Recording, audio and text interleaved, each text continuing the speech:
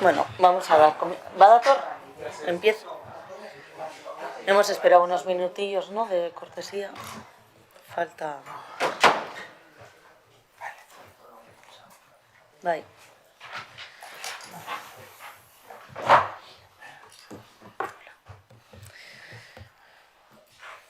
Bueno, egun on guztioi, emango dugu hasiera artekaritza batzordeari, eta gai zerrendaren lehen puntua daukagu pasadan bilderaren aktaren onartzea, bai, onarpena, hori da.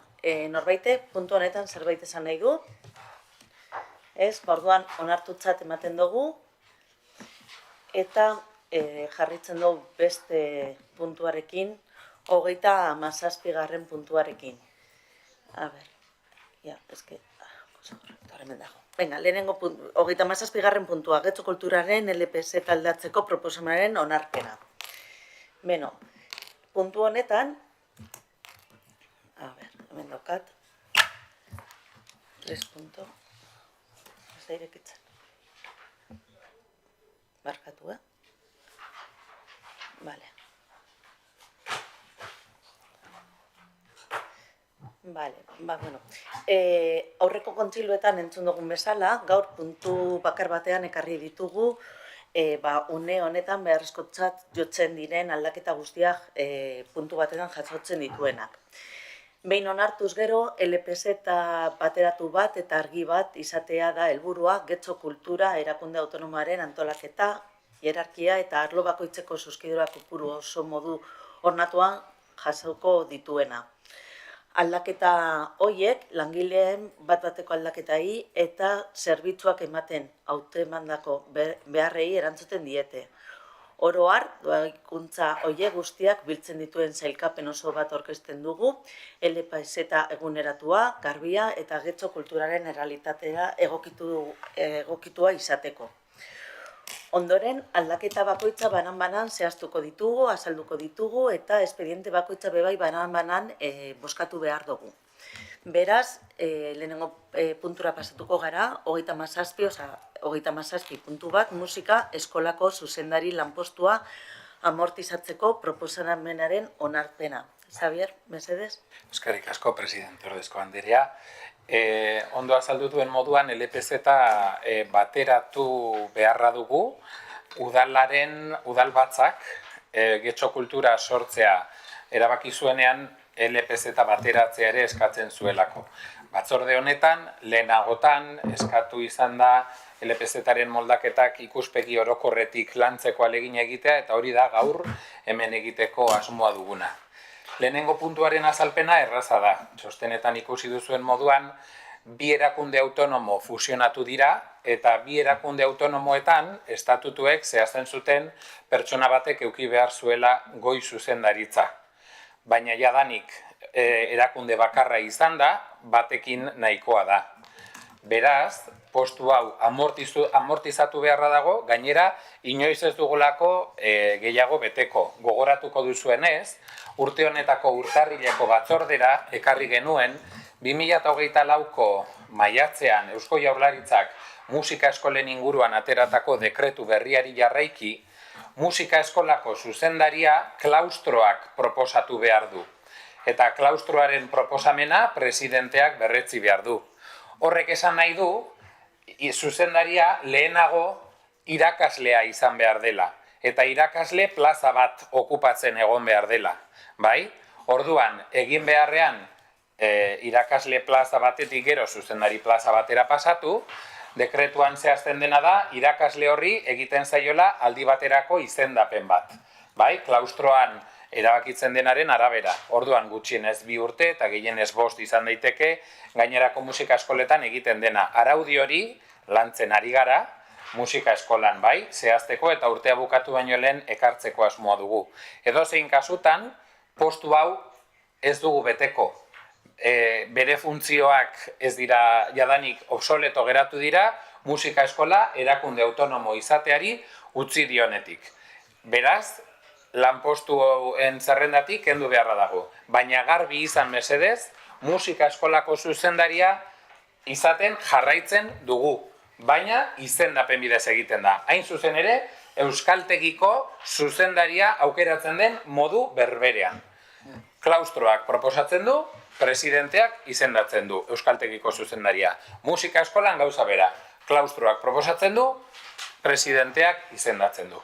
Hori da motivazioa, eta ikusi duzuenez, aipatuko dut bide nabar, puntu hauek guztiak negoziazio mailaren oniritzi erabatekoa dute eta txosten juridikoa eta fiskalizazioa ere aldekoak dira. Hori guztietan, bai. Bai, eskerrik asko. Puntu honen galderak ez daude, beraz, bozketara pasatuko gara. Bale, proposaren aldeko botuak EAJ eta PSE. Abstentzioak Elkarrekin Podemos eta EH Bildu. Eta kontrakoak Partido Popularra. Bueno, beraz, proposamena onartu egiten da. 37.2. Administrari lanpostu bat sortzeko proposamena onartzea. Horrela, Sabi. Ikusiko zenuten ez txostenean, postu honen motivazioa oso erraza da. Musika eskolak, erakunde autonomoa zenean, ez zuen bere komunikazioa berak egiten. Udalak egiten zuen bere komunikazioa, bai? Udaleko komunikazioko pertsona batek egiten zuen ardura hori, prentsa horrak egin, testuak zuzendu, testuak begiratu, kartelak kudeatu eta bar. Fusioaren ondorioz, guk hartu dugu lan hori, Getxo Kulturak egiten du ere musika eskolaren komunikazioa. Eta ikusiko zenutenez, txertatuta dago jadanik erabat gure webgunean, gure komunikazio euskarri guztietan, jekan, musike barrin ekitaldiak egiten dituzteanean erabai, eta bagoaz pixkanaka bateratzen komunikazio hildotik musika eskola erabat integratuta geratu dadin. Baina lan horiek guztiak norbaitek egin behar ditu. Kasu honetan, LPZ bateratua ikusten baldin baduzue, Getxo Kulturak badu kazetari bat, betidanik izan duena, badu komunikazioko teknikari laguntzaile baten dedikazioaren eren bat, bale? Hain zuzen ere, jaiak eta kaleko antzerkia daramatzan pertsona bera da. Eta beraz, ezinbestekoa egiten zaigu administrari bat izatea, horiekin elkarlanean musika eskolaren komunikazioa egiteko eta aurrera ateratzeko. Hori da justifikazioa. Ikusiko zenutenez, lanpostua gainerako administrarien parekoa da, eta berriz diot lehen esan bezala, negoziazio mailak oniritzea eman dio, eta txosten juridikoa eta fiskalizazioa aldekoak dira. Mila esker, Sabi, azalpenagatik, kalderari badaukazue? Ni pizka liatutan ari honekin. Sortuko den hau, bere justifikazio memorian komunikazioaz ez da hitz egiten. Okerrez banago, eta ni beste memoria bat irakurtzen ari baldi manaz. 37.2. Bai, 37.2 da, administrari lanpostu bat sortzeko proposamena onartzea. Ez da? Bale, horretan dakatamin. Justifikazio memoria, eta nik ez dut topatzen hemen komunikazioaren inguruko ezer. Da, langileak kuidatzeko administrari izapideak, espedientak eta administrazio prozedurak izapidetzea, eginbidea formilatzea, aktak epailen erabakiak, agerpenak, akordioa, administrazio ekonomia eta kontabilitate izaerako lan prozedurak, espedienteak eta gideak artzibatzeko, eskumenen barruan azaltzen zaizkion arrazoa konpontzeko kudeaketak egitea kasuan, modu aktiboan parte hartzea bulegoko materialen artxiboko webguneko edukien mantentze lanak hor izan daiteke komunikazio kontu bat,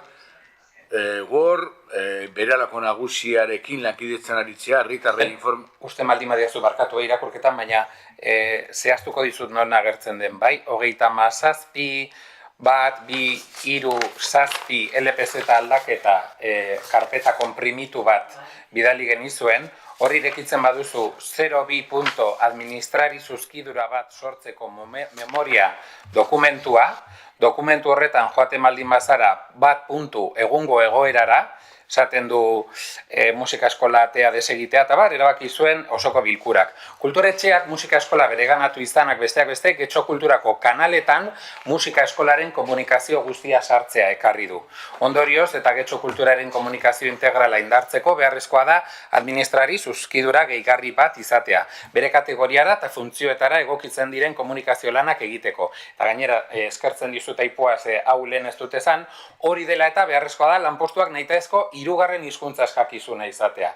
Administrarien dotazio bat da, baina honek komunikazio zereginak izango dituenez, hirugarren hizkuntza eskakizuna jartzen zaio, gure LPZ-etan ikusiko zenutenez, gure administrari batzuek 2. perfila daukate jendaurreko jarduna egiten ez dutenek, baina jendaurreko jarduna edo komunikazio egiten dutenei eskatu egiten zaie hirugarrena eta euskarari dagokion txostena horren aldekoa da. Hor dago luzeago garatuta nik eman dizuedan azalpena, baina komunikazioko behar izanengatik administrari dotazio bat gehiago, baina 2. perfila daukana. Badugu jadanik horrelako postu bat, eta beraz beste zuzkidura bat sortuko genuke. Bale. Ez dozu aurkitzen egon, nahi dozu irakurtzea gedokatan. Ez, bale, fiatzen az. Bai, Xavi, galderari. No, si puedes repetir el punto ese donde Sí, aparece. voy, claro que sí, sin duda. Me estoy refiriendo, tal y como he indicado, os hemos enviado una carpeta comprimida entre toda la documentación. Claro, cada expediente, cada modificación tiene su propio expediente. Entonces, hay una carpeta comprimida que es 37.1.2.3.7, ¿vale? Entonces, ahí en esa carpeta hay un documento que dice administrar y zuzkidura bat sortzeko memoria, ¿vale? Y si lo abrís, está en castellano y en euskera, y en castellano leo yo tal cual, pone la absorción de la Escuela de Música en la situación actual, ¿vale? Punto 1, segundo párrafo. La absorción de la Escuela de Música por parte del Aula de Cultura ha supuesto, entre otros, la incorporación de toda la comunicación de la escuela en los canales de Getxo Cultura. En consecuencia, y para reforzar la comunicación integral de Getxo Cultura, se hace preciso contar con una dotación adicional de administrativo o administrativa que pueda desarrollar tareas de comunicación que se adapten a su categoría y funciones. De ahí en adelante, como podéis ver, la descripción del puesto es idéntica a la de administrativa que ya tenemos en la RPT, solo que sí que se especifica en nuestra RPT aquellas personas que prestan servicio al público dentro del subgrupo CC1 administrativa cuentan con el perfil 3. En este caso, al hacer la solicitud del informe de euskera, ha sido favorable en ese sentido y, por tanto, ya existía previamente, ya tenemos una persona, una administrativa en concreto, que cuenta con estas condiciones y es lo que proponemos es crear una dotación más. Y tal y como decía con anterioridad, en la mesa de negociación tenemos el visto favorable de la representación sindical y favorable también fiscalización e informe jurídico. Vale, sí, lo que yo no acabo de entender es, al final un puesto de administrativo o administrativa está más relacionado con tareas, bueno, aquí se detallan bastante bien, ¿no? Más tramitación administrativa, gestión documental, etcétera. Entonces, ¿por qué para una función de comunicación se crea una plaza administrativo y no un técnico de o técnica de comunicación? Porque ya contamos con un periodista y una técnica auxiliar que pueden tener el conocimiento y lo que realmente no se nos ha complicado que tengamos la necesidad de nuevos canales o nuevos sistemas, lo que se ha aumentado es el volumen. Ahora tenemos que comunicar muchísima más actividad, comunicamos absolutamente todas las audiciones. El director de la Escuela de Música me ha comunicado que desde que se comunican todas las audiciones junto al resto de la programación, hay ciudadanía que acude a las audiciones, que antes tal vez solo se comunicaban más a los usuarios, etcétera. Entonces sí que se nos ha incrementado mucho el volumen o los mensajes que trasladamos a través de la plataforma INICA a los padres y madres cuando hay cualquier cambio, etcétera. Entonces, es por eso por lo que se considera que para responder ese volumen, que como tú muy bien indicas, puede ser más, oye, coge este mensaje y mándaselo a tal. Oye, esta programación hay que subirla, hay que cargarla al programa para que luego aparezca en la página web y aparezca en los canales y directamente se filtre o se integre en CulturClick. De ahí viene la respuesta. No es una labor técnica que sea necesaria en ese caso. Azken galdera bat honen inguruan, zergaitik lanpostua betetzeko prozedura da lehiaketa eta ez lehiaketa oposizioa? Oraingoz egingo dugulako interinitate bidez eta lanpoltza egingo dugu, baina postu hau orain onartzen baldin baduzue, gogoratu epe batean sartu beharko dugu, eta epe horretan negoziatuko da zehazki ze baldintza diren.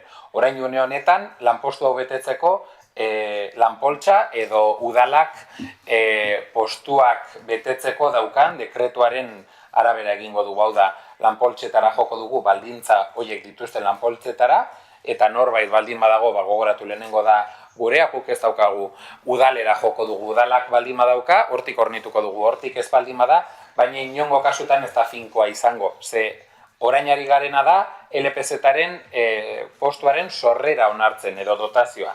Hori onartzen dugunean, orduan OPE bat, EPE bat, enplegu publikoko eskaintza bat onartu beharko dugu eta horretarako tasa eduki beharko dugu, baldintzak bete beharko ditugu, hori onartzen dugunean negoziazio mailan hor zehaztu beharko da nola den hori, ze gertaliteke nik zerrakite ez da gure kasua, promozio interno bat edo hor finkatuko da. Oraingoz, egingo dugun bakarra da, hori oposiziorik ez dago, ze interinidade bat egiteko lanpoltsatatik edo lanbidetik. Joko dugu, dekretuari jarri. Hori ulertzen dugu, baina kontua da, lanpostua definitzen duzunean, eta hori da oraintxe egiten ari zaretena, da lanpostu hori betetzeko ez interinitate mailan, baizik eta era egonkor batean nola betetzen da, hori da definitzen duzunean, orduan batetik puntu batean ja esaten duzue, lehenengo pausu batean hori interinitate baten bidez batuko dela, interinitate hori nola betetzen diren badakigu, hau da, boltsetara jotzen da, baina gero ja, lanpostuaren definizio beran, hor oposizioa agertu behar da. Ez lehiaketa soila. Gero ondoren etorriko dira arazoak, zer gaitik batzuk dira bertzera eta beste, orduan gugurtzen dugu, lanpostuaren definizioa beran, egon behar dela, oposizioa. Lanpostu hori betetzeko modua, beste bada, oain, era transitorio batean nola betetzen da, baina lanpostua betetzeko modua izango da, konkurso oposizion. Ez da izango zoili konkurso, hori da guk eskatzen duguna. Gero, ulertzen dugu orain poltsetara jotzea, ze ez duzu orain deituko OPE bat. Hori sartuko da OPEn, sartu behartzen denean. Baina, ointxe, definitzerakoan eta ointxe da orain egiten ari zaretena, ulertzen dugu konkurso oposizion da bokio gaur egun, printzipioz. Nik berriz diotzut eta bada ez bada idazkari handeari galdetzen diot ere kontuan izan dezan, guk hemen egingo duguna da, LPZ-tan proposatzen den moldaketa egin, eta da, dagoen zutabean dotazio bat izatetik, bi dotazio izatera. Baina guk operik ez dugu onartzen hemen. Lanpostu hori nola hornituko den finko, ez dugu onartzen hemen. Hemen ari garena onartzen da, LPZ-tan sortuko dela hori. Eta guk OPE hori deitu bitartean, legeak zehazten du gehienez ere 3 urte eukiko genituzkela orain interino bat izateko, bai? Eta interinidade hori kubritzeko proposatzen duguna, eta hemen oso ondo jasotzen da, es la norma general para la provisión de puestos en este caso, da lehiaketa, eta da hartzea pertsonen lanpoltzak, eta lanpoltzetan dauzkaten puntuen arabera, lehiaketa horretan puntu gehien dituena eta goren dagoena da sartzen dena. Oposaketa egiteko, hau da, azterketa parte egiteko, nik ulertzen dut, eta dakizuenez gure OPE guztietan, oposaketa sartzen dugu, baina efektibamente OPEa onartuta dagoenean. Kasu honetan, nik ulertzen dut, eta hala interpretatzen dut, baina badazpadan Paula zuri ere galdetzen dizut, lanpostuak betetzeko sistema kasu honetan, indarrean dagoen araudiari jarraituz, lehiaketa bidez egingo genuke.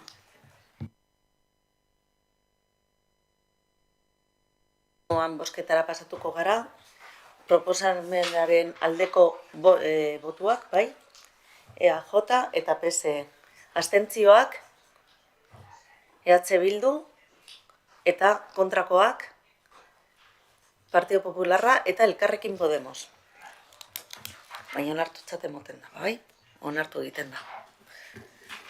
37.3. Lanaldi erdiko liburutegiko administrari lanpostu 2 sortzeko proposamena onartzea. Bueno, hemen ere txostena 37.3 karpetan daukazue, karpeta konprimituan, eta azalpena da gure liburutegiko lantaldean dauden postu motak 4 dira. Bai, dauzkagu liburutegi arduradun 2, dauzkagu liburutegi administrariak, dauzkagu liburutegi administrari laguntzaileak, eta dauzkagu lanaldi erdiko liburutegi administrariak larun batetan eta oporraldietako eta udako arratsaldeetan lan egiten dutenak. Bai? Liburutegien sisteman osoikoak dira azkenengo hauek. Bilbon korreturnos postua ditzen zai ere. Eta da azken batean, lantaldearen erabateko jarraitutasuna bermatzeko sortzen diren postu batzuk.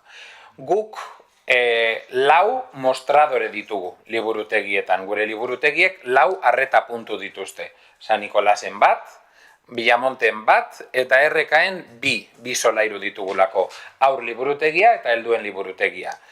Une honetan, 2 postu baino ez ditugu, 2 zuzkidura edo 2 dotazio baino ez ditugu onartuta larun bat goizeko eta oporraldietako, arratsaldeetako postu horretan. Beraz, beste 2 mostradoreak betetzeko, orain arte eduki dugun sortea edo dena delakoa, izan da, askotan, astean zehar lan egiten zuen langile batek kontziliazioagatik nahiago zuela larun batetan lan egin, eta orduan ordutegia osatzen zuen eta moldatzen genuen, edota, kasu jakin batzuetan, iritsi gara ahal bezala pertsona batekin errekaen goian eta behan ibiltzera, edo laguntzaile puntualen bat izatera. Baina gure egiturak eskatzen du, 4 arreta puntu baldin baditugu larun bat goizetan, 4 administrari behar ditugu. Eta hortaz, 2 zuzkidura gehiago sortuko genituzke baldintza igual-igualetan.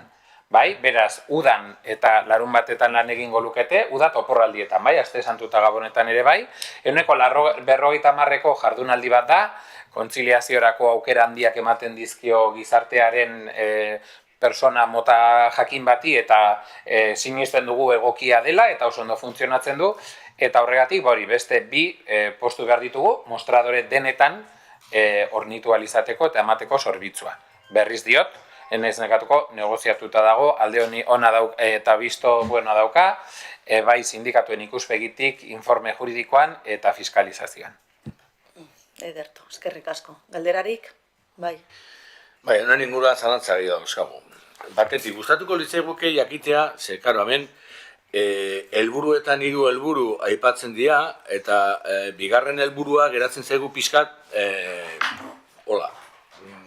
formulatu egiten da, baina gero ez dakigu zertan oinarritzen den esaten den hori. Antolaketa planteamenduen aldaketa globalak abiaraztea lehendik daudenak modernizatu, malgutu eta hobetzeko. Jakineko genuke zeintzuk diren planteamendu horiek, zeintzuk izango diren, hemen esaten da, hau lortzeko egiten dala hau, baina hau lortzeko zeintzuk diren planteamendu horiek. Ez da nahikoa esatea planteamendu globalak abiaraztea, edo modernizatzeko. Horren informazio falta nabaritzen dugu. Bestetik, ez dugu ontzat ematen jardunaldiarena. Uste dugu badagoela beste hori lanpostu betetzeko beste modu bat, guke jardunaldi osokoaren apostu egingo genuke, naiz eta korreturnoz izan hori jardunaldi osoarekin egin daitezke korreturno zerbitzu horiek eta antolaketa horiek, hainbat lanpostuetan udaletxe honetan eta beste udaletxetan dauz txandaka lan egite dituztenak eta jardunaldi osoa daukatena. Eta jardunaldi erdiaren aldekoa ez gara. Eta gero beste kontu bat, lehen aipatu dugu provisionat hori azaldu da bakoitzak bere iritzia izango da, baina gero beste puntu bat. Ez dugu lertzen musika eskolan, musika eskolan ez dugu lertzen ez ontzat ematen dugu musika eskolan sortuko den administrari lanpostu horretarako 3. hizkuntzkakizuna eskatzea, ez duguna ulertzen ondo eta zehazki, da zergaitik liburutegi batean arituko diren administrariak izan barute 2. hizkuntzkakizuna, 3. hizkuntzkakizuna izan beharrean.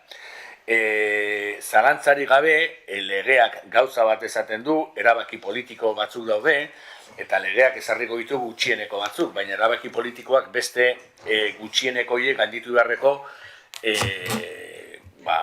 reto baten aurrean egon beharko lirateke. Eta zentzu horretan guk eskatuko nuke, 2 administrari lanpostu hauek jardunaldi osokoak izatea, eta 3. hizkuntz eskakizunarekin, liburutegian arituko dira, jendearekin arituko dira. Eta liburutegian erdaldunak eta euskalduna doaz. Eta administrari laguntzaile hauek edo administrari hauek liburutegietan jendearekin harremanetan egoten dira eta batzutan liburuen inguruan hitz egiten dute. Horretarako gutxieneko euskara maila bat behar da. Eta gure ustez ezinbestekoa da hirugarren hizkuntza eskakizuna izatea eta jardunaldi osokoak. Nolabaiteko azalpen bat eman nahian, jardunaldi osoaren alde getxo kultura bera ere agertu zen hasieran. Baina arazoa da, jardunaldi osoa egiteko langile horiek ohiko lanaldi, esan dezagun, astean zehar goizez ere lan egin beharko lukete orduan, bai? Eta negoziazio mailan azaldu zitzaigunez, pertsona hauek, adibidez, une honetan dauden biek, kontziliaziorako eskertu egiten dute daukaten lanaldia. Ze beraiek egunean zehar atendutu ditzakete beraien beste kontu batzuk, eta egiten dutena da udan arratsaldetan lan egiten dute moldatu egingo dutelako, eta larun bat goizetan hala lan egin. Guk jakina lehenbizi proposatu genuena zuek garbi izateko, izan zen liburutegian zeuden postu batzuk euneko eunean egon gabe, esaten genuen, bueno, bai, goko ditugu hauek, eta asteburuetan lan egin dezatela edo arratsaldetan. Horren kontrako erantzuna jaso genuen. Liburutegiko lantaldeak txandaka lan egiten du goiz edo arratsalde, baina ez du lan egin nahi goiz eta arratsalde. Eta beraiekin adostu genuen postu mota hau sortzea, bai? Bigarrenik aipatu duzu, bigarren helburuaren azalpena. Bigarren helburuaren azalpena da ze aldaketa edo ze planteamendu organizatibo dagoen, bada orain arte ari gara antolakuntza moldatzen 4 mostradoretan harrera zerbitzua emateko eta ezinbestean antolaketa aldatu egin behar dugu. Eta behar duguna da 4 pertsona izatea, 4 harreta puntutan zerbitzu hori kalitatez eta ondo emateko. Une honetan esan dizuedan moduan, badago langile bat, berarekin ere adostuta dagoena, larun bat askotan gehienetan lan egiten duena, baina langile hori jubilaziotik oso gertu dago, eta hori gertatzen denean gure antolako eta are gehiago moldatu beharko genuke, eta lehenago esan bezala, lantaldeak ez du larun batetan lan egin nahi, edo ez du goiz eta arratsalde lan egin nahi. Zuetako baten batek baldin badaki, liburutegietako historikoan hori gertatu zen, liburutegietako administrarien lanaldia lehen zen goiz eta arratsalde, jornada partida, eta horrekin gerra egon zen, arazo handia egon zen barruan, langileek erabaki zutelako nahiago zutela goiz edo arratsalde. Eta horrek ekarri zuen moldaketa bat, eta orduan egiten dute txandaka bai, baina edo bakarrik goizez, edo bakarrik arratsaldez. Eta hizkuntza eskakizunari dagokionez, kasu honetan bai, eta gai hau dagoen moduan, txostenetik eta postuak daukan, hizkuntza eskakizuna da mantendu duguna. Badakizuenez, hor hizkuntza normalizaziotik funtzioak pasatzen zaizkio, helarazten da postuak ze lan egingo duen, eta beraiek esaten dute ze eskakizun eduki behar duen postuak, eta guk hori jarritu dugu. Eta hori da mantentzen dena, ez da? Hainbat gauza. Eta ez dakin oraino izaten ari garen eztabaida politikoa edo teknikoa den, baina bueno. Bigarren helburuaren azalpena ez zaigu balio. Batetik, helburu hori justo jartzen da txosten guztietan. Beraz, eman duzun azalpena txosten honetarako, baina txosten guztietan jartzen baldin bada helburu bera, suposatzen da erakunde osoan txosten helburu horrekin lotutako zerbait egongo dela. Eta beraz, helburu horren azalpena edo helburu horren atzean zer dagoen nahiko genuke idatziz jaso. Ze, klaro, helburua hola formulatzen da airean eta gero ikusi behar da zertan dauden. Bestetik, gaur egun dauden langilean lanpostu horretan, nik suposatzen dut gaur egun dauden langileak ez direla etengabe horretan egongo. Langileak ere jubilatzen dira eta lanpostuak suposatzen dut antolatzen direla erakundearen eraginkortasuna bermatzeko. Eta ondoren, moldatzen dira langileen eskubideekin, eta langileen eskubideetara moldatzen dira. Baina langileen eskubideetara moldatzeko, adibidez, konziliazioa lantzeko, ez dugu usten bide egokia denik, 150ko jardunaldia jartzea, baizik eta beste konziliazio mota, beste konziliazio neurri batzuk ezartzea. Eta bestetik, antolaketari dagokionez eta lantaldeak esaten duenaren inguruan. Agian igual lantaldearen edo lanpostu guztien izaera aldatu beharko da, lantalde horretarako, ze lantalde horretan edo funtzio horretan administrari asko egon daitezke eta administrari lanpostu desberdinek izan ditzakete lan baldintza desberdinek. Zalantzarik gabe, egongo da jendea goizez lan egiten duena, nahi duena, beste batzuk arratsaldez, beste batzuk goiz arratsaldez, beste batzuk asteburuetan.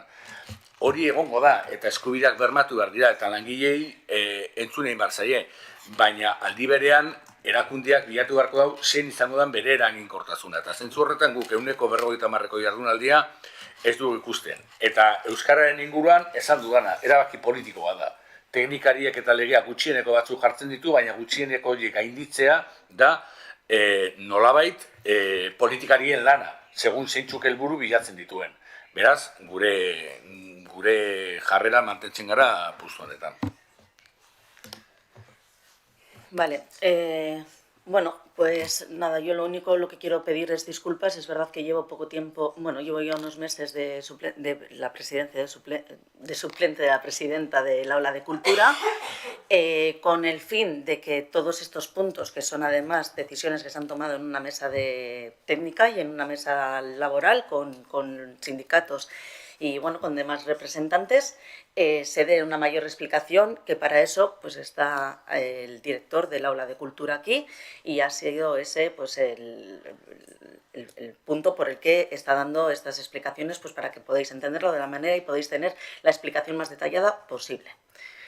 Es únicamente eso, no creo que se trate tanto de una discusión política, sino que se han dirigido o se han llevado a cabo unas directrices y políticas de una reorganización del propio Aula de Cultura con el mejor rendimiento posible que se pueda llevar a cabo, y por eso se han presentado pues estas propuestas que han sido acordadas, como bien ha dicho Xavi, hemos dicho al principio, con la mesa, con los sindicatos, con los representantes correspondientes. Y bueno, pues eso es mi explicación. No se trata más de un debate político, sino que puede ser pues una opinión que puedas tener, que es completamente respetable, y por eso la estás aportando. Y bueno, pues nosotros cogemos vuestras opiniones también en cuenta y las recogemos. A ver si se me entiende, porque parece ser que a veces no se me entiende. Que el director de la cultura esté aquí, creo que tiene que estar. De hecho, los técnicos están aquí para aportar información técnica, y me parece muy bien. Hay aspectos del debate que superan la información técnica, como lo he dicho inicialmente. Esos aspectos del debate los tenemos que hacer los políticos, que no son opiniones, son posiciones políticas. Cada uno lo puede decir como sea, pero son posiciones políticas. Y yo no digo nada de que Xavi nos esté explicando por qué se han hecho determinadas cosas. En sus explicaciones hay una serie de cosas que son valorables y que son decisiones políticas. Y esas son las que discutimos con vosotros. Y con todos nuestros respetos, de verdad, lleváis ya un tiempo con esta situación de interinidad. Entiendo que estaréis muy cargados de trabajo, pero también entiendo que la excusa, entiéndaseme bien, la excusa de estamos en situación de interinidad tiene un plazo y un periodo. Entonces, pues bueno, yo creo que de alguna forma lo tenéis que solventar, pues haciendo, no sé, no nos sirve esa excusa ya. No nos sirve, o sea, nos sirve el primer mes, el segundo, el tercero, el cuarto, el quinto, pero estamos en el sexto, en el séptimo. Entonces, bueno, pero sin más, pero que quede claro, yo no estoy en contra de que los técnicos, en este caso Xavi, estén aquí y nos expliquen las cuestiones técnicas, pero hay debates que luego se dan en este Consejo de Administración que tienen más un carácter político. Ya lo he dicho, yo ya sabemos que la Viceconsejería de Política Lingüística, o la que sea en su caso, da por bueno esto. Hemos leído el informe, sabemos que esto cumple la ley, esto lo sabemos, esto es lo que nos informa. A partir de ahí, crecer o no crecer, no es una decisión política, que le corresponda. Efectivamente, pero también sabemos que es cuestión de que también se puede llegar a un recurso por haber superado las limitaciones o por haber superado lo que te exige la ley. Entonces, pues bueno, son decisiones que se toman, nosotros cumplimos con la ley, con lo que nos indican, y es así como se van resumiendo, cómo se van detallando en este caso, pues los perfiles o los puestos de trabajo en la RPT. Y yo creo que sí ha sido más una opinión lo que has dado, porque incluso has llegado a mencionar si son necesarios o no ciertas horas o ciertas no horas de lo que hemos hablado, por ejemplo, de los puestos de trabajo de las bibliotecarias, ¿no? De las administrativas, de las bibliotecarias. Pues ellos sabrán cómo tienen que organizar también el trabajo y sabrán cuáles son las necesidades que tienen las propias bibliotecas de Getxo. Entonces, de la mejor manera posible es como han reorganizado el organigrama, la RPT. No sé si yo me he expresado mal en euskera, pero ahora lo voy a... Yo no he puesto en duda las horas que necesita el aula de cultura de Guecho. Bueno, estás diciendo que No, mejor serían unas jornadas completas o unas jornadas... Ahora déjame terminar, ya que Bueno, antes no me he pues expresado igual es que me he bien, explicado yo también no me mal he en expresado bien castellano y mi quería opinión, aclararlo. Y yo no he puesto en duda las horas que necesita el aula de cultura de Guecho. Lo que he dicho es que hay diferentes formas de organizar los correturnos. Entonces, ¿Pero las vas a organizar tú? ¿Puedo terminar Sí, la termina, opinión? Vale. termina. Que hay diferentes formas de organizar los correturnos. Evidentemente no los voy a organizar yo, pero ahí también entran decisiones políticas. Y en esas diferentes formas de organizar los correturnos, lo que decimos nosotros es que dos puestos de media jornada, actualmente, tal y como se nos ha dicho en euskera, se adecuan muy bien a las personas que están ejerciendo esos puestos de manera interina, pero esas personas no tienen que estar perennemente en esos puestos. Por lo tanto, lo que se trata es que la Administración genere puestos de trabajo en nuestra posición política, que la Administración genere puestos de trabajo que no tengan una cierta limitación en sus ingresos, por no hablar de precariedad, que pueden acercarnos a la precariedad. Por eso apostamos por la jornada completa. De hecho, lo que se había dicho es que el procedimiento inicial que planteó el Aula de Cultura de Guecho era jornada completa, por lo tanto no estaremos tan lejos de lo que estamos diciendo. Y lo que también ha dicho es que los trabajadores no quieren trabajar de determinada forma, lo cual nos parece muy bien. Pero lo que hemos dicho, y esto tampoco es una opinión, es una posición política, que realmente casi no nos parece ni una posición política, nos parece una verdad de perogrullo. La administración, la institución, lo que deberá velar es por estructurar o diseñar la estructura que le dote de la mayor eficacia. Eso es lo que nosotros pensamos, y a partir de esa estructura que le dota de una mayor eficacia, habrá que ver de cómo hace que esa estructura que le dota de una mayor eficacia se conjugue con los derechos de las personas trabajadoras. Que esto hay que conjugarlo sí, sí. Y para favorecer la conciliación, además de las medias jornadas, que evidentemente a quien le interesa la favorece, también existen otra serie de medidas en jornadas completas que se pueden aplicar. Y nosotros decimos que nuestra decisión política, en su caso, iría por ese lado. La vuestra va por otro. Evidentemente hay justificación técnica, sí, pero también ha dicho la Cultura de Derecho, el director ha dicho aquí, que inicialmente su planteamiento era jornada completa. Entonces, esto que tú llamas una opinión, lo puedes llamar como sea. Nosotros apostamos porque la Administración cree jornadas completas. Apostamos porque se supere el umbral del euskera que marca los mínimos de la ley. Y apostamos, bueno, ya hemos dicho también la forma de provisión del puesto. Entonces, esto es así de sencillo. ¿Te gustará o no te gustará? Lo he dicho en euskera, lo he dicho en castellano. Pero yo no pongo en duda los servicios técnicos de Guecho Quirola. Lo que pasa es que los servicios técnicos te ofrecen una posibilidad que tú puedes avanzar. Y nunca hay solo una solución técnica para las cosas. Eskerrik asko, Iban. Bozkatera pasatuko gara, edo beste galderarik badaukazue? Ez. Vale. Proposamenaren aldeko bozketak edo botoak, mesedez. EAJ eta PSE. Kontrakoak? EH Bildu eta PP. Eta abstentzioak Elkarrekin Podemos. Bozkatu behar dugu berriro. Vale. Aldeko botuak EAJ eta PSE. Kontrakoak PP eta EH Bildu. Eta abstentzioak Elkarrekin Podemos. Onartuta gelditzen da neure botoarekin. Vale. Hurrengo puntua, 37.4. Musika eskolako LPS-etako 9 eta 23 kodedun postua moldatzeko proposamena onartzea. Vale, postu hau lehenago presidente ordezko andreak azaldu duen moduan batzuk egiturazkoak dira eta beste batzuk konjunturalak langileen behar izanek eraginda. Eta hau da, kasu horietako bat, bale? Gitarrako irakasle bat jubilatu egin zaigu. Bale? Jubilazio hori gertatuta, postuaren aldaketa batzuk egin behar dira. Eta horiek dira justifikazio txostenean ikusi duzuen moduan, 4 dira zehazki egin beharreko edo gertatzen diren aldaketak, nahi baduzue oso labur azaldu egingo dizkizuet. 3 gitarra irakasle ditu musika eskolak, bai? Lanaldi eta baldintza desberdinekin.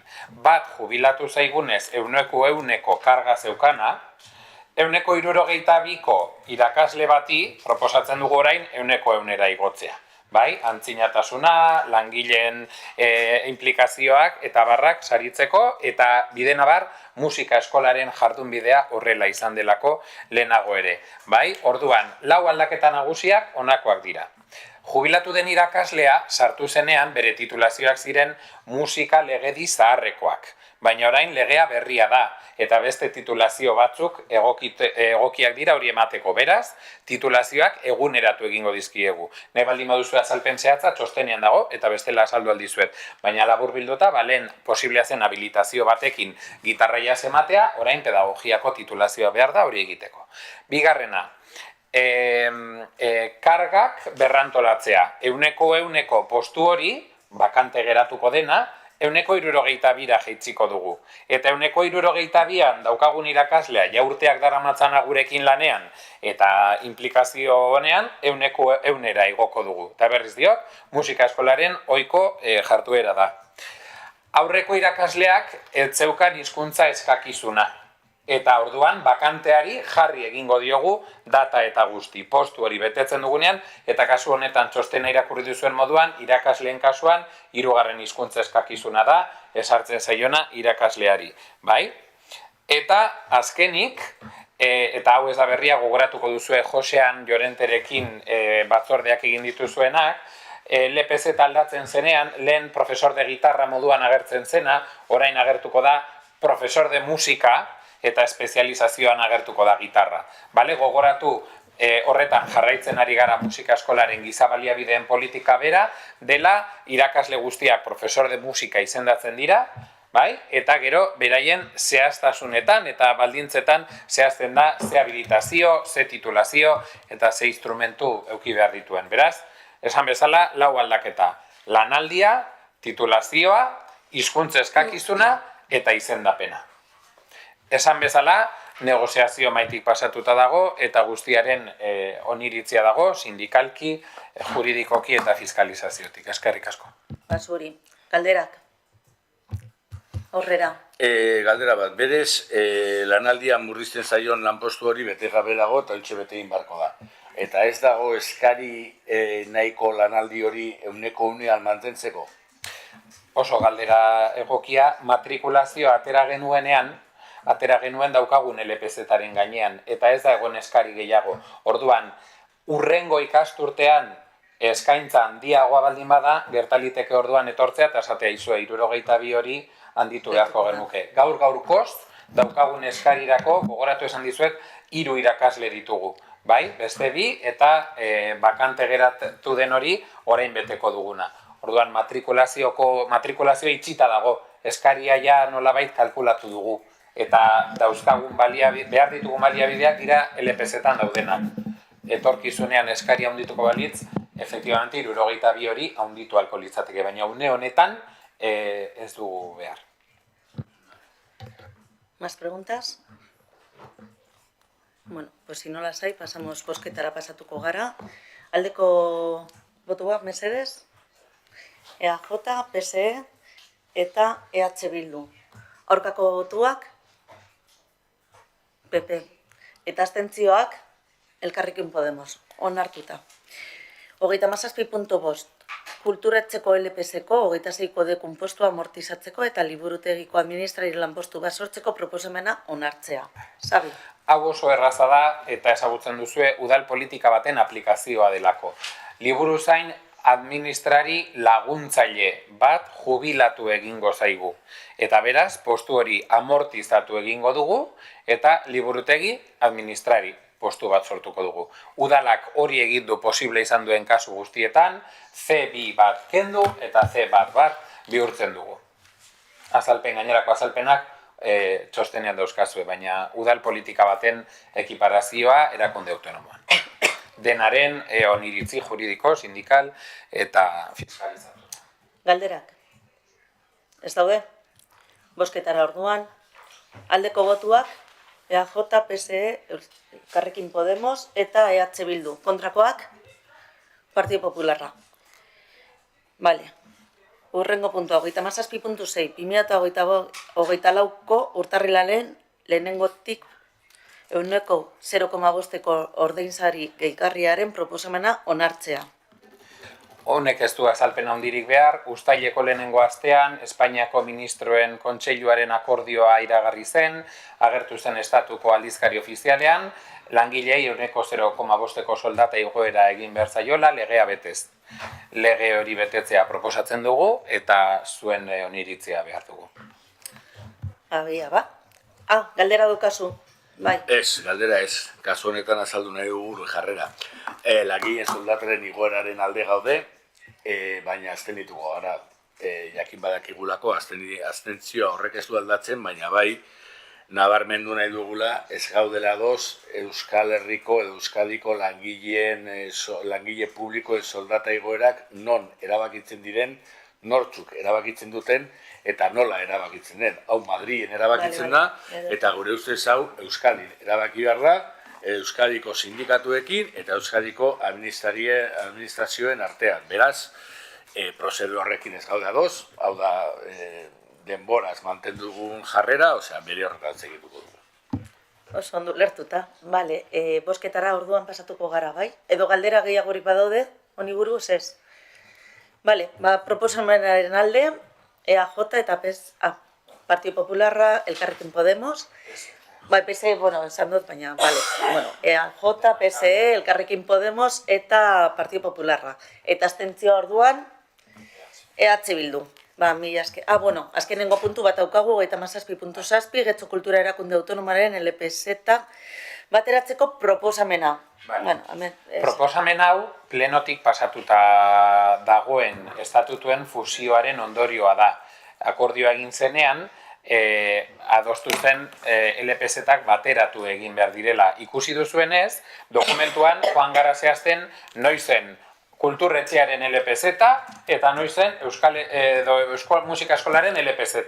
Horrek teknikoki arazo handiak eragiten dizkigu gainera. Une honetan dauzkagu kode bera duten pertsona bi, baina LPZ desberdinetan. Orduan ikusiko zenutenez, haukasi da proposamen beharrezko bat, baina antolaketa ikuspegitik eta LPZ bat eukiko du Getxo Kulturak. Hori da tokatzen zaiona eta hori da plenoatik datorkiguna. Eta aurretik jarri ditugun aldaketa horiek islatuko ditu eta gainera LPZ-tan ikusiko zenutenez, bateratu eta antolatu egin dugu antolakuntza argiago gera dadin, kategoria, unitate eta halakoen arabera. Beraz, LPZ bateratuaren proposamenaren dokumentua egitea da, baina hor ez dago aldaketa, inolako aldaketarik, aldaketa sustantzial ez baldintzarik ez zaio inori aldatzen, garbi geratzeko bakarrik da, berrantolaketa eta plenoaren eskaera betetzea. Vale. Galderak. Xabi? Sí, simplemente de procedimiento. O sea, esto no se tenía que haber hecho cuando se acordó la fusión en enero. Viene de ahí el mandato, pero efectivamente el Consejo tiene que darlo por bueno, tiene que aprobarlo. Entonces, como veis, muchas de las modificaciones previas venían de una mayor labor, de una organización y al mismo tiempo hemos visto cómo se podía, el documento que habéis visto en la unificación, todo el personal de conserjería viene junto, todo el personal de administración viene junto, todo, y ver esa categorización, ver eso nos ha llevado de un tiempo. Pero efectivamente podéis recurrir a la documentación y en el acuerdo plenario eran 3 los acuerdos, la fusión, la modificación estatutaria y la unificación de la RPT. Venga, bosketara pasatuko gara. Puntu honen proposamenen aldeko botuak, EAJ eta PSE. Abstentzioak, Elkarrekin Podemos eta EH Bildu. Eta kontrakoak Partido Popularrekoa ditugu. Onartutzat emoten da, eta pasatuko gara 38. garren puntura. 38 puntu, hemen daukagu, 2025ko bigarren hiruhilekoari dagokion berakotasun txostenaren berri ematea. Informazioa jaso dozue, txostena badaukazue, eta hemen esaten dena da, txostenak erakusten du 2025ko bigarren hiruhilekoan Getxo Kultura ordaintzeko legezko epeak osorik bete dituela. 460, datua badituzue galderarik, 465 fakturak ordaindu egin dira, eta izan da guztira 1,16 milioi eurokoa. Guztia legezko epearen barruan, faktura kopuru batzuk egon dira atzerapen txiki bat, baina azkenean epe barruan bebai ordaindu egin ditugu. Eta aipatzeko moduan, 30 eguneko epearen barruan gure ordainketa batez besteko aldi globala 4,11 egunekoa da. Ba hori. Faktura jasotzen dugunetik 4,11. Vale. Galderak? Ez. 39 presidente ordezko Andrearen informazioa. A ber, bai, hemen dau. Programazioa, bale, lehenengo puntu bat daukagu, 39 puntu bat programazio datuak. Udako hilabetetan programazio kultural oso zabala garatu egin da, bueno, egiten dugun bezalaz, ez da? Izan dugu sinema, udako liburutegia, jasa, umorea, zirkoa, antzerkiak, familia jarduerak eta jaialdiak. Hala nola, 58. nazioarteko jasaldia izan dugu, 50. nazioarteko folklore jaialdia baita ere, oso parte hartzen nabarmena izan dugu, eta hala berbebe izan dugu Getxo Estena kalean kaleko eta plaza jarduerak aurrentzako eta familiarentzako. Informazioa jasota, hor daukazu parte hartzaileen kopurua, noiz izan diren, non esan diren, galderarik badaukazue, puntu honi buruz? Ez, bale. Programazioaren aurrerapena, 39.2. Bale, urrian programazioak aurrera jarraitzen du, nola ez, eta estenaren edizio berri batekin, hasiko gara arte estenikoen jardunaldiak. Antzerkia, dantza, klona, familia ikuskizunak, bebai eskeneko ditugu, liburutegietan ipuin kontalaria bebai egongo dira, bezalase, eta bueno, aipatzekoa da, Europako jardunaldietan, 54. Koru astean, nazioarteko eta tokiko abez batzekin ekitaldia izango dugula. Galderak? Ez? 40. Azkenengo puntura, galde eta eskaerak. Norbaitek zerbait esan nahi du? Bai, aurrera. Bueno, egia esateko da urtetan salatu dugun zerbait eta urten berriro gertatu da. Kulturretxeak kaleratu egin dau bere tailerretako eskaintza, eta tailer guztien artean ez dakit zeintzu zenbat diren, ez dakit 18 edo 20 tailer diren, soilik 3 daude euskaraz. Osea, 3 tailer euskaraz kulturretxeak eskainita, tailer kopuru guztien artean. Iruditzen zaigu oso gutxi da, iruditzen zaigu gutxienez tailerren erdia euskaraz izan behar da, eta iruditzen zaigu kulturretxearen lana ere badela, euskarraren erabilera sustatzea zentzu horretan. Eta ez dugu ulertzen zergaitik soilik 3 tailer kaleratzen dira euskaraz. Iruditzen zaigu pobre baino pobreagoa. Orduan, zuzendaritza honi eskatu nahi diogu konpromezua hau berriro ez dadila gertatu. Datorren urtean, tailerren erdiak gutxienez euskaraz eskaini dadila. Ze bestela ez dago modurik. Eta erderaz eskaintzen diren tailer asko, euskaraz eskaintzeko modua badago, modu nahiko erreza. Beraz, hori gutxienekoa da. Eta jakin nahi dugu, zergaitik soilik 3 tailer eskaini direla euskaraz, guztien artean. Bueno, yo sé que se ha trabajado y se tiene el compromiso de sacar los máximos tantos talleres en euskera como en castellano, en ambos idiomas, eso es así. Lo único que es cierto que se tienen ciertas dificultades a la hora de poder organizar los talleres en euskera, porque no hay suficientes propuestas yo creo que igual ahí te voy a pasar a ti la palabra, Xavi, para que puedas dar una mayor explicación, pero efectivamente lo estuvimos hablando el otro día, porque también nos había llamado la atención el poco número de talleres en euskera que están organizados y Xavi, tú ya es la... Pues sí, efectivamente, y bueno, ya que además ha trasladado el miembro del Consejo la solicitud del compromiso a esta dirección tiene tanto personal como técnicamente un compromiso pleno con el euskera, y en cualquier caso, para seguir en este caso, el Aula de Cultura en 2021, en cumplimiento de la normativa, tiene la obligación a la hora de realizar contratos superiores a 15.000 euros, con una duración superior de 1 año, de sacarlos a concurso. Es por ello que la posibilidad para obtener profesorado para dar los talleres que imparte el Aula de Cultura, se realizó en 2021 una licitación con 12 lotes. De esos 12 eran 6 en euskera y 6 en castellano. Oferta, a priori, igual, 50%, 50%. Pero ya en aquel momento, siendo conscientes de la realidad sociolingüística y teniendo documentación y legislación favorable para hacerlo, se estimó que se podían tomar medidas para entender que no era lo mismo ni va a ser lo mismo ofertar clases en euskera que en castellano.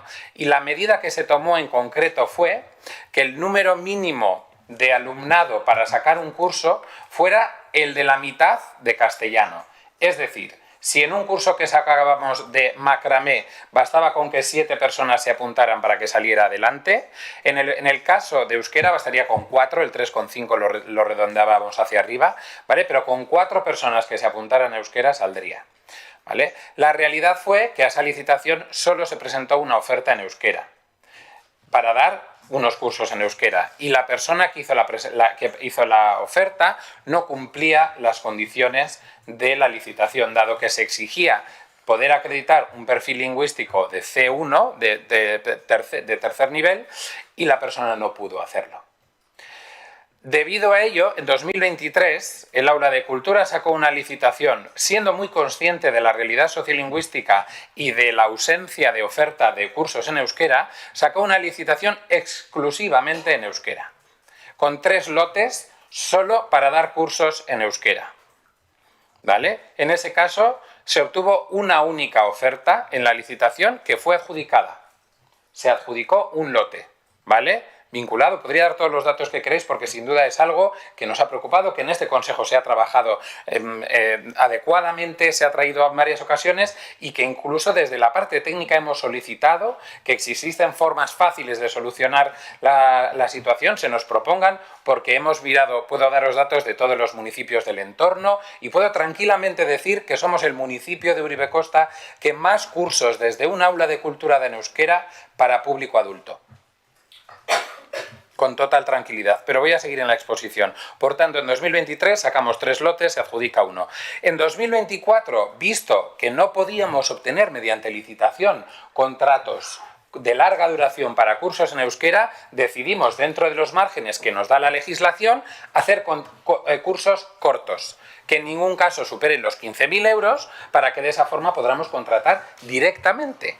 Y vamos a buscar, hacemos una búsqueda en el entorno, en otros municipios, vemos contrataciones que ya existen en este municipio, que son, hay entidades, por ejemplo, del ámbito sociocultural o en concreto del ámbito del euskera, que son asociaciones que reciben subvenciones del ayuntamiento y que dan cursos. Pues intentamos hablar con ellas a ver si hay algún curso que no se esté dando que pueda ser de interés y que lo traigamos. Nos planteamos en algún momento hacer incluso sus mismos cursos. Decimos, podríamos cubrirlo así, pero consideramos que hacerle la competencia a la ciudadanía organizada o a las asociaciones en ningún caso sería el cometido de la administración pública. Es decir, y lo voy a poner claro, el Ayuntamiento de Sopelana da 2 cursos de danzas vascas en euskera para adultos. En su oferta es pública en la página web. Nosotros tenemos 5 grupos de danzas en el municipio que dan clases. Consideramos que nosotros, si sacáramos clases de danzas en euskera, estaríamos quitándoles la posibilidad de captar ciudadanía, de tener más personas y sería un flaco favor a un movimiento asociativo organizado en favor de las danzas vascas. Por tanto, en 2024 lo que hacemos es sacamos 5 cursos en contratación directa, ¿vale? Sendabelarrak, Klauna, Magia, aquellos que conseguimos, y eso sí, muy importante, que no pisan en ningún momento la oferta que ya están haciendo otras entidades del municipio, porque Envejecimiento Activo hace cursos, Eguetxo Kirolak hace danza, nosotros también ofrecemos danza y movimiento, Egisu ofrece cursos, Juventud ofrece cursos, Medio Ambiente ofrece cursos, Eurari ofrece cursos. La realidad, desde el punto de vista municipal íntegro, es que hay muchísimos cursos en este municipio y lo que no vamos a hacer es, no nos vamos a hacer nosotros mismos la competencia dentro del ámbito corporativo. Por tanto, en 2024 conseguimos sacar esos 5 cursos que tenían una duración de 8 semanas, pero tuvieron una buena respuesta. Salieron 3 adelante, ¿vale? En 2025, agotada la licitación de los 4 años de 2021, tenemos que volver a sacar la licitación y es lo que hemos hecho. Hemos sacado 8 lotes en euskera y 8 lotes en castellano, ¿vale? Pusimos las mismas condiciones en ambos lotes, quitando, para ver el compromiso en favor del euskera todavía más llamativo en este caso, mantuvimos que el número mínimo de alumnos sea de la mitad. Por tanto, en un curso en euskera con 4 valdría, con 8 tendría que ser en castellano. Pero es que es más, considerando tal vez que la impartición de algunos talleres en euskera podría suponer un reto o una dificultad por entender que pues tal vez un curso de fotografía o de cine o de alguna cuestión pues no tendría o la terminología o la formación, o por entender que podría existir un menoscabo dentro del sistema, consideramos y justificamos que el precio de oferta de la adjudicación fuese un 10% superior. Es decir, por dar una clase de cine en castellano se ofrecía al año una dotación de 11.000 y pico euros, por ejemplo, y en euskera de 12.100, ¿vale? Un 10% más. Precio de adjudicación, que significa de oferta, que significa que la adjudicación podría bajar de ahí y ajustarse luego a lo que el mercado considere y se cumplen las condiciones, ¿vale?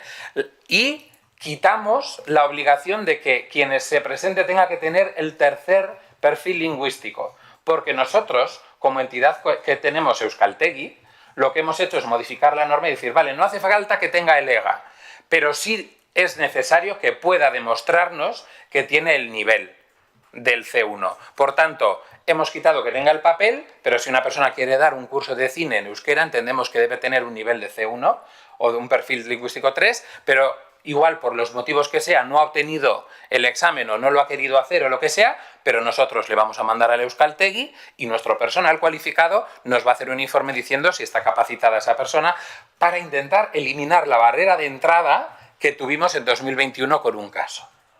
¿Vale? Creo que estoy intentando hacer todo el recorrido para explicar cómo hemos intentado tomar todas las medidas posibles al alcance para sacarlo adelante.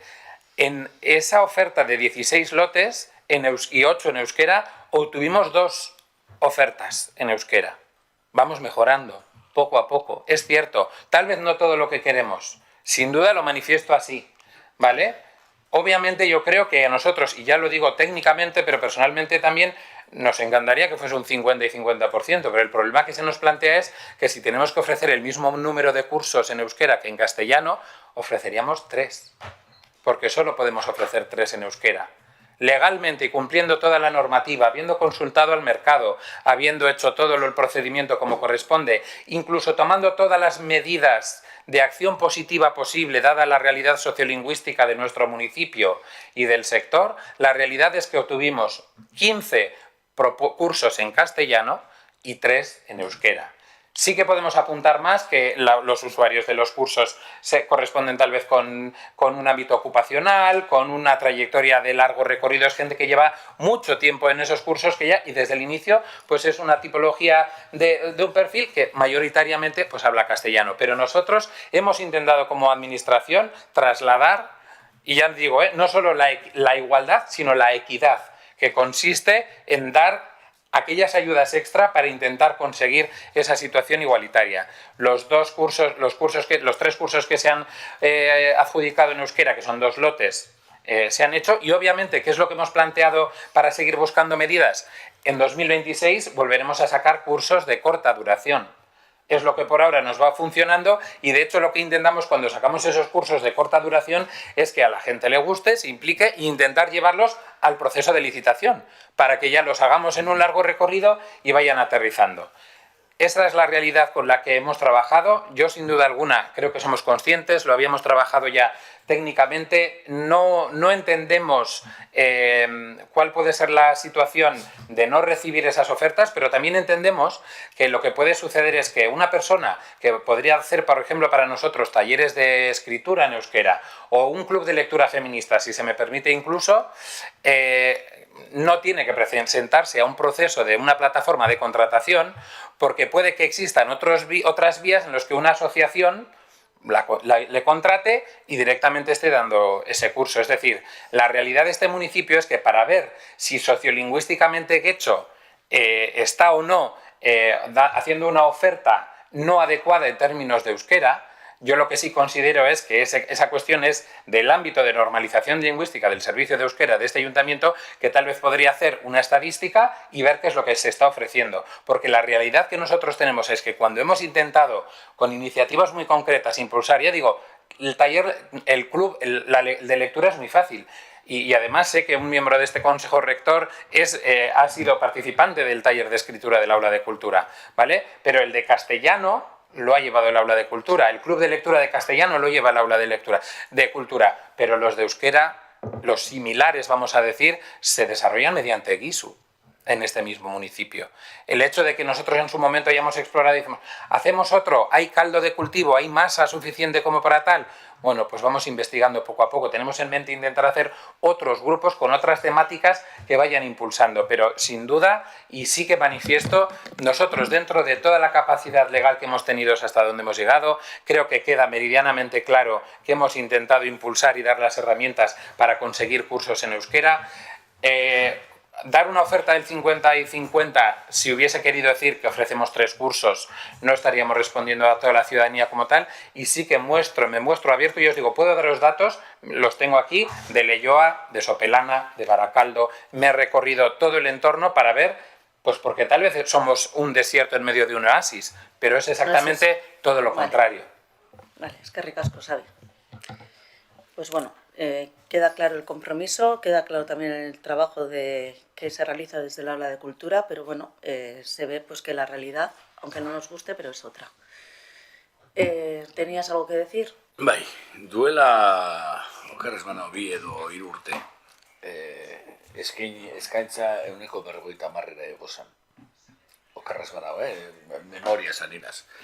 Baina hortaz aparte, eta onartuta egiten den guztia, eta onartuta zailtasuna daudela, zailtasuna leku askotatik etorri daitezkela, baita ere irakasletatik eta baita ere ikaslegoaren aldetik,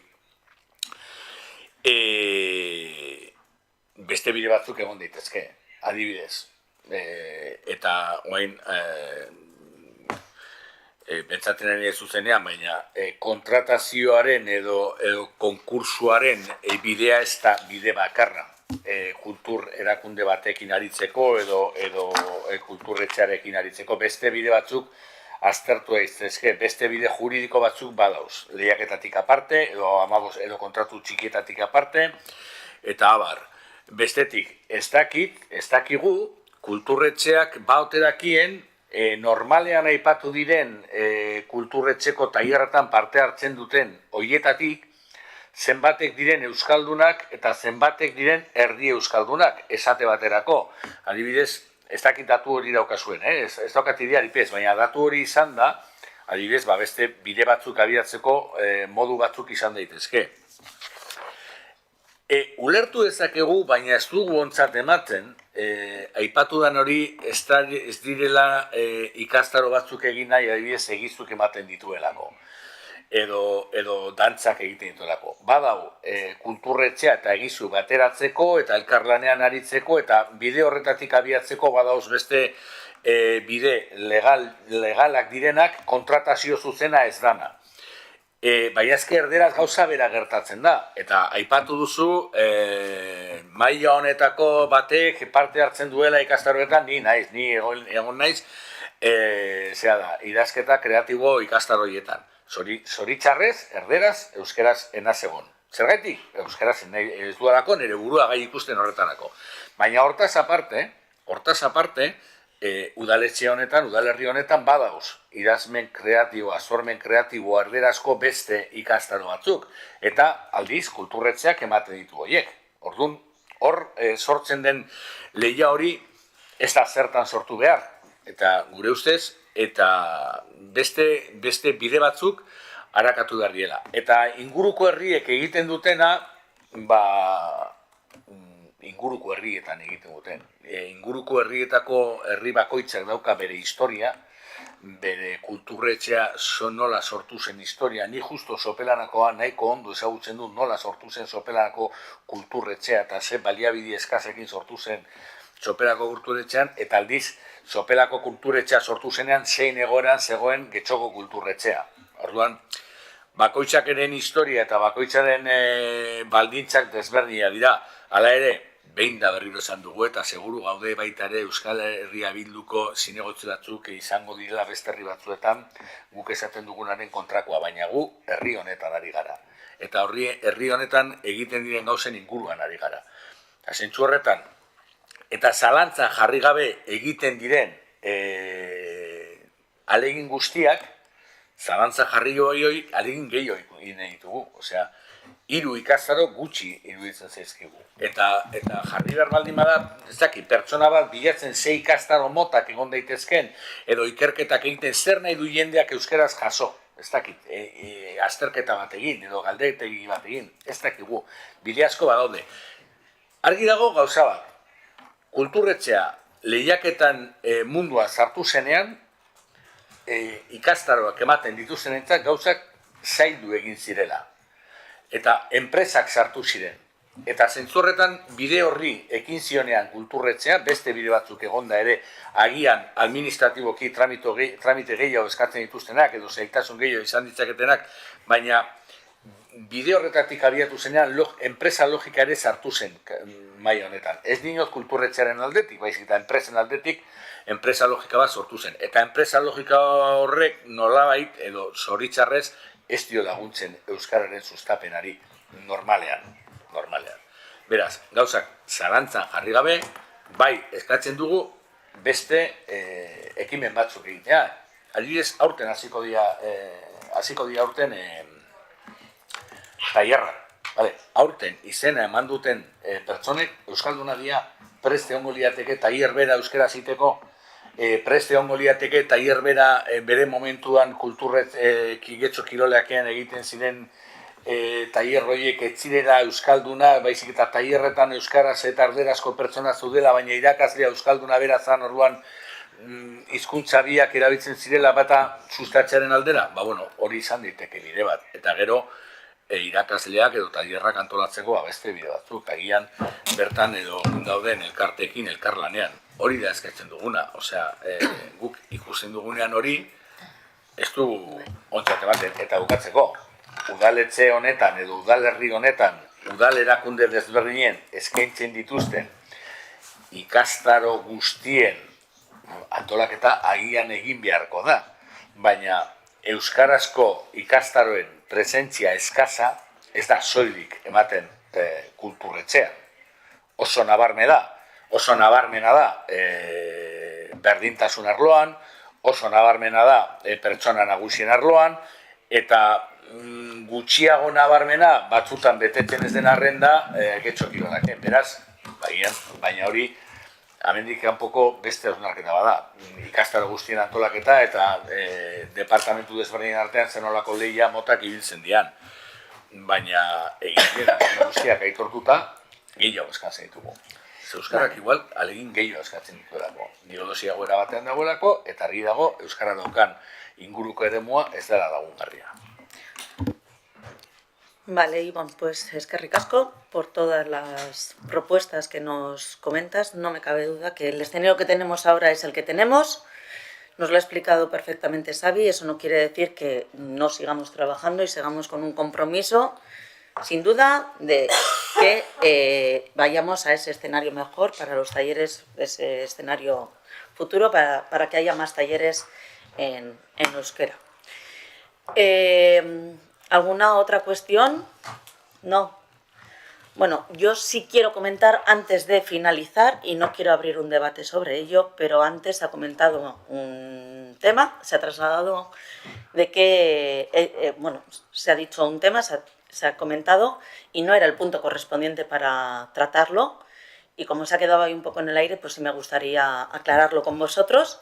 En ningún momento he querido ponerme como excusa que llevo poco tiempo como presidenta, como suplente de presidencia del aula de cultura. Simplemente lo que he querido decir es que no, para que tengáis una mayor información mejor trasladada, por eso Xavi os ha dado las explicaciones pertinentes. Lo dicho, no quiero abrir un debate sobre este asunto, simplemente se había quedado en el aire y yo lo quería aclarar. Como veis, el trabajo sigue saliendo adelante, Getxo Cultura sigue haciendo toda la programación que tiene y para estos meses y para los próximos, y lo importante es que Getxo siga siendo, pues eso, un referente en todo nuestro entorno y en el territorio de Vizcaya. Simplemente eso, no quiero entrar en debates, era aclararlo, ¿vale? Honekin batera onartutzat ematen dugu. Eskerrik asko.